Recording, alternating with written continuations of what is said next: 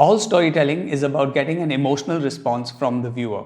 This is just the first video in a series where we look for clues on how to improve the emotional response quotient in your writing or filmmaking. What I'm talking about here is just as applicable to writing a novel or a short story, taking a photograph, or painting a picture.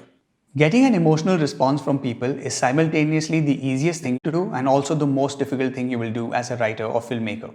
By nature, most of us are empathetic creatures, so it is very easy to relate to a character or a situation if they make you feel. The challenge, however, is to get people to feel exactly what is intended.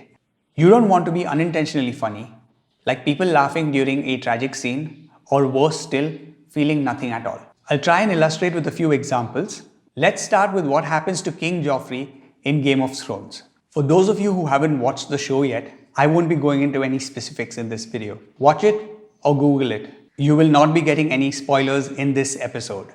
For those of you who know what I'm talking about, you also know that each and every one of his actions leading up to the fateful episode was so on point that everybody felt like he deserved what he got. The reason that episode is so memorable is because the execution was so on point that the outcome was supremely cathartic for audiences all around the world. In movies like The Sixth Sense or The Usual Suspects, the big twist changes everything we thought we knew throughout the film. Those twist endings came as such a surprise that they united movie-going audiences throughout the world, and it's only when you went back and rewatched those movies that you realized that clues to that outcome were strewn across the length and breadth of those movies. Now let's talk about a piece of entertainment that was released this year, the Marbles episode from Squid Game. That episode is another great example of generating a mess of emotions in audiences because of the difficult choices that were faced by characters that we had come to love so much. Ali's face when he realizes the fate that awaits him, or Sebyok's realization of what Jeong was planning throughout the time that they were talking, these were both heartbreaking moments. How you felt while watching that episode will stay with you a lot longer than most of the big screen moments we seem to forget even before we've left movie theaters. So how does one create emotional beats that resonate with the audience? You have to do the work necessary to set up the big payoffs. Joffrey had to be a spectacular jackass for that outcome to feel satisfactory. We needed to believe the story of Kaiser Soze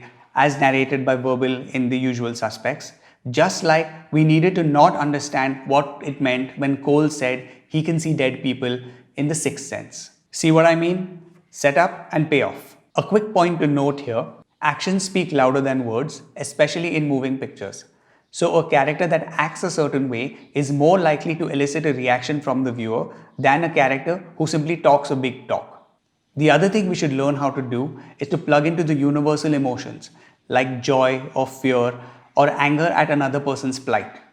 If you are able to convey these human emotions, you will be able to create characters or storylines that have audiences investing more deeply in them because they relate to these people or situations. This may sound obvious, but it's a lot harder than it looks to execute smoothly. Incorporating emotional payoffs into your writing will help elevate the material, and who knows, someday soon, a show or movie that you create could be spoken about in the same breath as all of the examples I have just given. If you know someone who would benefit from watching this video, please share it with them. Please hit that like button if you enjoyed this video.